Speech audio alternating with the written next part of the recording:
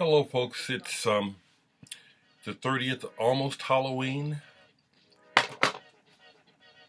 and I'm not into Halloween, so I won't be. I never do a Halloween themed video. In general, I don't do holidays. They don't have a lot of meaning to me like they used to.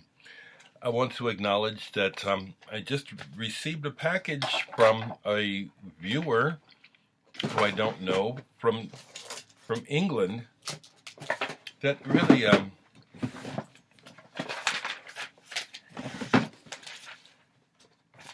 it's just cool to me how I seem to have made this connection to England, the way that England made a connection to me, starting with the Beatles back in the 60s. Honestly, I don't know that I would like it if I were living there, you know, for a number of reasons. But my long distance relationship with what I perceive as parts of the culture of Britain, I vibrate with. And that means that I vibrate with the people in a positive way. So a fellow named Richard from Kent, UK, sent me a package. But I'm sorry, Richard, that you missed the video. He sent me 2 records saying that he thought he'd never seen them. Or at least was the main one he sent me, which is Logic System. He shares that we're both Yellow Magic Orchestra fans, and Logic System was the band or project by Hideki Matsutake, who was the computer programmer with Yellow Magic Orchestra, probably the person who, besides Tomita, taught them about synthesizers. I had been looking for this album for years and finally found one about a year ago, so now I have 2. Thank you. I'll be passing this on. I did show it when I found it. I think it's been within a year. I found this at Record Vendors in Bellevue here in Omaha. And I like YMO still more so, even though YMO started out as a joke project of Hosono's. This is good. You hear the expertise of Matsutake's computer synthesizer skills on this album, but parts of it are kind of middle of the road. But thank you for sending it to me. I'll be finding a deserving person to get the extra copy. The other one you sent to me, it's funny what you said. The other LP is one I bought but cannot get along with. Maybe you can discover something in it that I haven't. Well, it's funny. I already have this album. Aru dub plates. I know these people. Bob Bucko Jr. and Jay Schleit. Recently I showed you, excuse me, the Velvet Glacier. I did a blind poll and came up with the Velvet Glacier Abe Undent split that I'm on. That involves Jay Schleit from this group. Bob and Jay are from Iowa City. And I've done shows with them. And this, I can understand why you have a problem with. This is lo-fi. It's like when people do stuff like this, when you're in the moment of doing it, it's the doing sometimes that's more important than the listening back. So parts of this work where they're playing with turntables, tapes, other sound sources, and then there's other times when people get on real instruments, like there's a part on here where there's some sax playing that's just horrendous, and it's like, well, maybe if I had been there with them, I'd probably have been in the moment with them. The cover is better than the record, but I already have a copy of that. But thank you, Richard. That's touching to me. As much as it costs to send stuff by post, that folks overseas are still wanting to send me music. It really means a lot to me. Thank you so much, people. It's Wednesday, and I have hardly played any records this week. It goes like that sometimes. I'll have different things I'm working on or not working on. What I'm doing this week is I'm been going through and I'm going to post over time my archives. Maybe I'll get them all online, maybe not. For years I've been collecting and trying to create this body of work, my archives of everything I've ever recorded that I have a copy of, from jam sessions to little noodly ideas. And I'm just decided I'm going to just over time put as much of it as I can online. It'll be there. Someone may listen, someone may not. I'm happy to say that I put 3 of the archives on, not in any particular order, already on Bandcamp. Some people have already bought digital copies, and a DJ podcaster named Mark Maxwell, I think is his name. He has a show called Sankofa. I just got a message from him that he's already included one of the tracks from my recently uploaded number 7 archive. He's included that in a recent program of his radio show. I love that. It's like, okay, people are paying attention. So I don't have any records to show you. I may do a poll, but I have this just this huge box, and I've done this for my own entertainment. Like I said, I'll admit to being a bit of a nerd, maybe Asperger's or something, but I can entertain myself very well for long periods of time.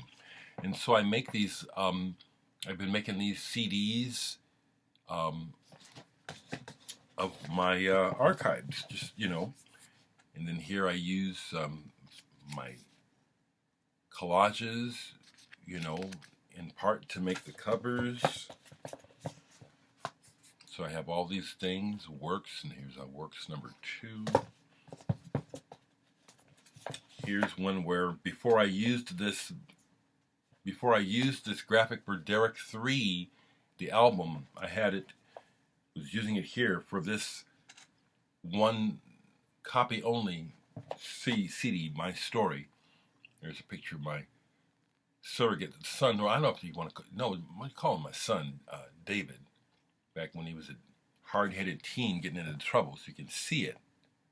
That boy was full of piss and vinegar at that time. Here's a recent one, Captiva.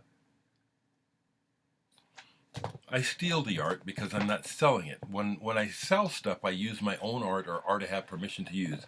But for these, my archives, one of a kind, I just find art online that I like and I use it. This is fun. But over time, I'm going to put a bunch of this music and sound online on my Bandcamp. So I've been going through these, and I have a whole nother section of CDs in jewel cases. Let me show a couple of those, where I'm just going through and cleaning, putting stuff on the computer and then transferring it online. See, this is my archive series, archive number 4. This one's coming up soon. This one is all music that I wrote and recorded while in Japan in 1994. There's a picture of Mount Fuji that I took while I was there in 94. That's coming up online, but that's what I've been doing. I've not been playing any records. I've been listening to my old archives and been enjoying it, thankfully. There are some things that I've done where it's like I don't remember it. Here's a picture on the back. There I am with Carrie Fisher from Star Wars. But some of the stuff is pretty good, actually, and most of this old stuff is me on all real instruments, as opposed to my more recent stuff where I'm doing it with MIDI. So I'm starting to put these on Bandcamp. Some people are listening, some are buying already, but mostly I'm doing it as a personal exercise. See, it's nerdy. It's all been for my own entertainment. I started doing this back in the 90s. So that's what I've been doing with my time.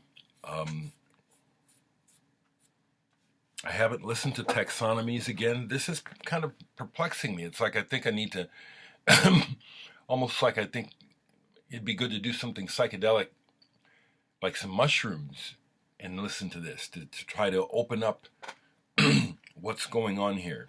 Something is going on here. I know it was recorded live. So when you do that, ideas come and go. Some good things happen, some good things don't. And I know there's some good stuff on there. I just have to absorb it. I'll do a quick simple pull right here. Hopefully we don't get something I've already showed. If that's possible. Oh, no.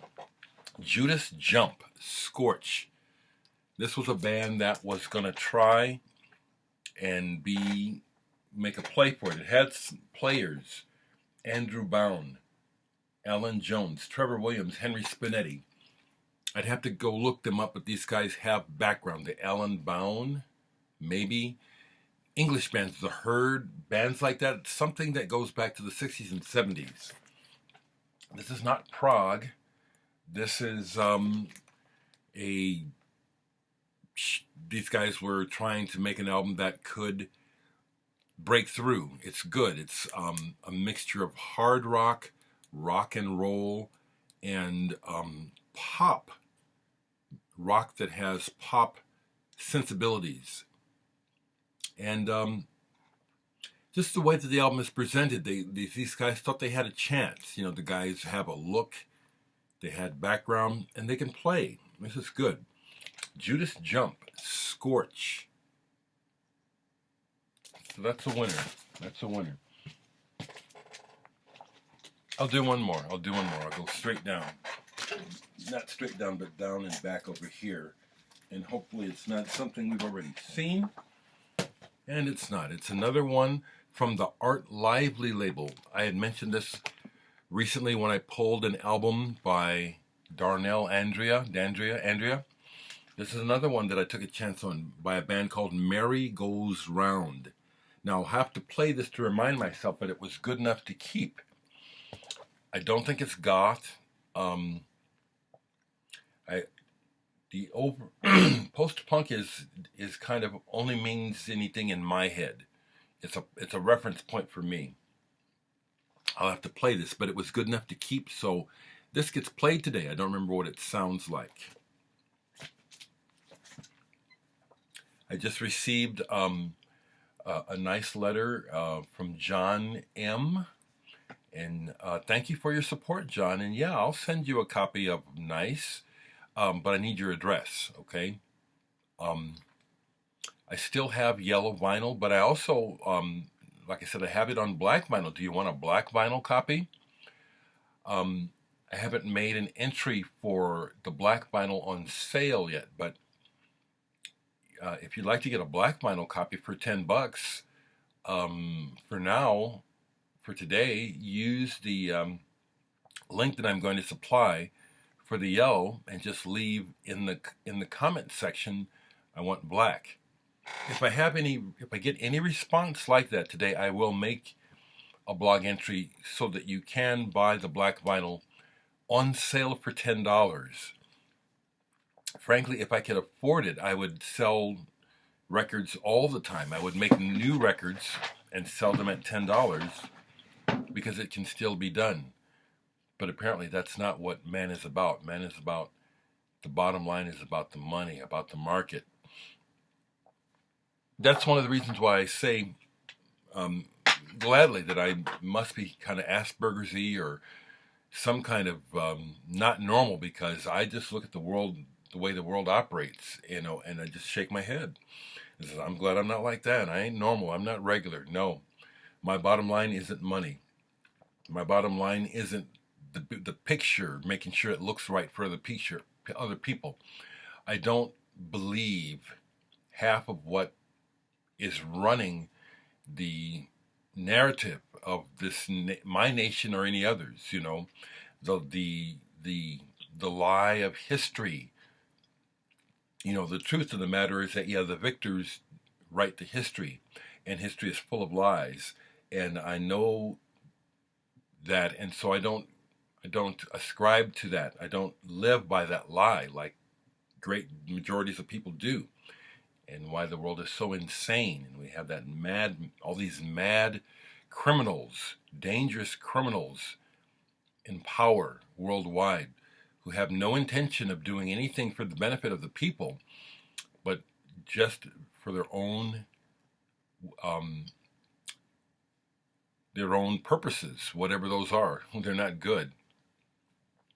So that's where I'm at today, and that's what I have to share.